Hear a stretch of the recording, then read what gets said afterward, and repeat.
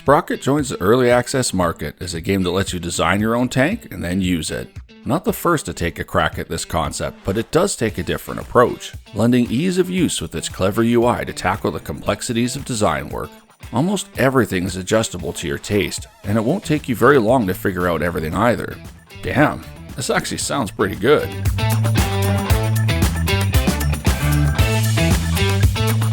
Sprocket is being developed by a one-man team, and I gotta say, this has clearly been a labor of love. It's surprisingly stable given how early in development it is, yet still gives a good glimpse of what's yet to come.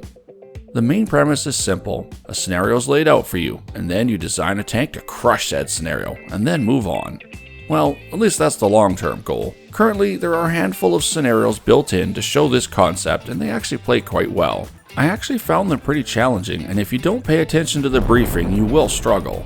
We'll circle back to these scenarios in a bit though, as I'd like to talk a little bit about the design phase first. I feel like this game was designed for adults with the mental capacity of a 2-year-old, like myself. And I don't mean that in a negative way either. I just mean that it's really easy to make some awesome tanks. Everything is adjustable via sliders or simply clicking on the part itself and dragging it around. There are tabs for literally everything. Shape and angle of the tank, armor thickness, turret mounts, height of the turret, size of the cannons, where you store the rounds, crew compartment size, and so much more. You also can't just set things randomly and expect them to work. Heavier armor means slower speeds and turret traverse. Smaller tanks have less room for things on the inside, so you can't mount the biggest, baddest cannon of all time onto a tiny tank and expect it to work.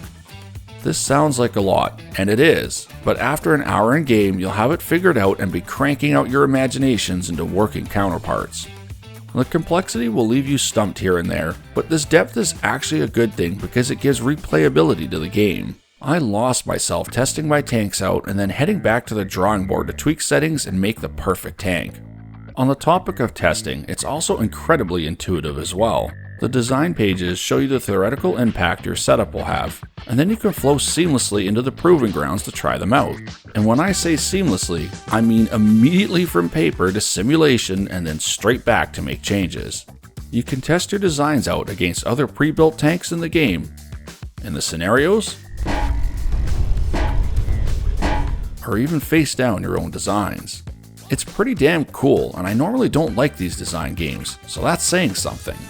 You'll get a good feel for how combat plays out in Sprocket during testing as well. I actually expected it to be pretty lackluster at this point in development. Surprisingly, however, it was really good. The round simulation is fantastic, and you actually need to aim your shots and consider the angles of engagement. I felt like I was playing a fully developed tank combat game at points. The current scenarios are pretty cool and present a fun challenge. I had to take a couple of tries on the majority of them to finally get the win. The armor dynamics did feel quite realistic, however, driving on the other side was a little bit lackluster. Hills seem to present a bit of a problem to the game so far, and these issues are joined with sometimes awkward driving mechanics. I won't make excuses for Sprocket, it definitely has some bugs and overlooked issues. Given the size of the dev team and how early on it is, these issues are entirely understandable. The developer is also quite dedicated to their game, so it gives me every confidence that these problems will get patched sooner or later. After all, it is early access, so this is expected and remains playable in its current state. Since this is early access, I also want to address the developer's direction as laid out on the roadmap and frequently asked questions. As mentioned earlier, the main vision is to have scenarios where you can design a tank to fit the task. Some form of multiplayer is also rumbled about, but it seems like this will be more for small groups to work together. The developer also wants to improve the design capabilities of the game, with features like rounded hulls, different track designs, custom shell crafting, possibly open top tanks, and other things of this nature. Basically, the core fundamentals are here, it's just going to get better as time goes on. Do remember though that these things are very much in the air currently, and these early access games are always subject to change. They are also subject to game-breaking bugs and problems that can be rather cumbersome, so keep that in mind when making a purchasing decision. I think you probably figured out at this point that this game is currently very limited. Aside from a handful of scenarios and customizing your creations, there isn't much else in the game at this point. For now, those who love designing and tinkering with things will get the most use out of this game. I actually have high hopes for Sprocket. If what we have in front of us now is any indication of what's to come, this is going to be one heck of a game. Drop any questions you have down below and let me know what you're most excited for. If you enjoyed this video, please don't forget about those like and subscribe buttons. Also, feel free to share this video with your friends that you think might be interested. As always, thanks for watching everyone, stay safe out there, and we'll see you at the drafting table.